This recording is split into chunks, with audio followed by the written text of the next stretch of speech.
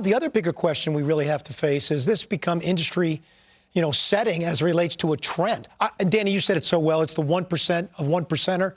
But there are other 1%ers out there, too, that fall into that category. Well, let's talk about them. Are there guys that haven't made their big league debut that you would kick the tires on giving a big extension to like this? Yeah, Jackson Holliday be right at the top of the list. I mean, oh my gosh, he has just flown through their development system. I think I can make a pretty compelling argument. He should be in the big leagues even before Chirios should be in the big leagues. That's how advanced he actually is. So, yeah, he'd be one without a doubt, and I don't think it's a risk any way, shape, or form for me about approaching him right now. He's one of those aircraft carriers you should try to lock up as soon as you possibly can. He played 18 games in AAA last year. The difference between him and Churio, he was the #1 overall pick, Jackson Holliday. So what high school pick. What do you get with being the #1 pick? You get cash.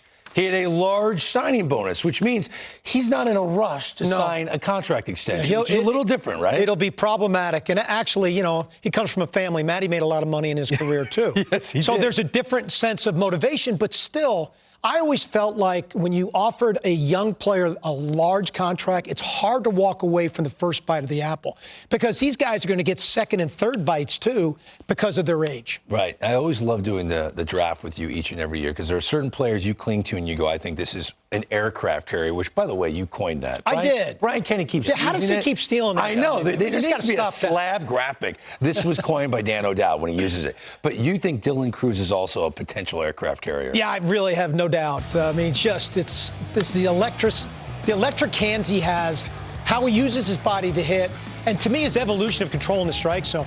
He's a plus runner. He can play center field.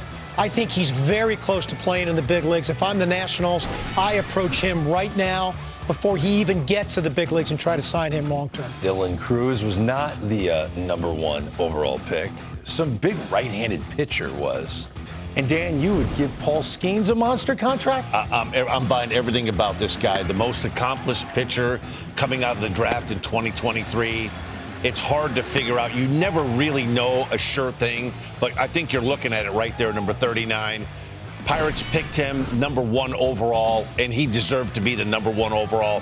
You go back to when they drafted Garrett Cole. This guy's the closest thing to Garrett Cole. He's a guy that you would think you're going to build your starting rotation around. Love his release. I love his delivery. Everything about him. He's poised. He's like 4 or 5 years beyond like where he's at his level right now. I really believe that he will pitch in the big leagues, and I think he's going to make the team out of spring training. I actually feel he's further along than Garrett Cole, which is crazy because he hardly pitched at Air Force before he transferred, to LSU. But his pitch mix is just ridiculous, and he's got feel, and he's got a good delivery. Yeah, he's highly competitive. I mean, he checks off every box. And what I like about him, when you watch him throw, he doesn't seem to be one of those max effort guys that's falling towards the first base dugout. He's got this huge recoil, very compact. He's a big guy, but he knows how to control his body. I have a favorite player, a guy What do you got? And the Texas Rangers just keep hitting on young players. Evan Carter already in the big leagues, can't pick him. You're looking at Wyatt Langford. This former college star went from rookie ball all the way to AAA last year. And if you combine all of his minor league numbers throughout a little over 40 games, 10 homers, over 30 RBIs, a bunch of stolen bases, he hit 360.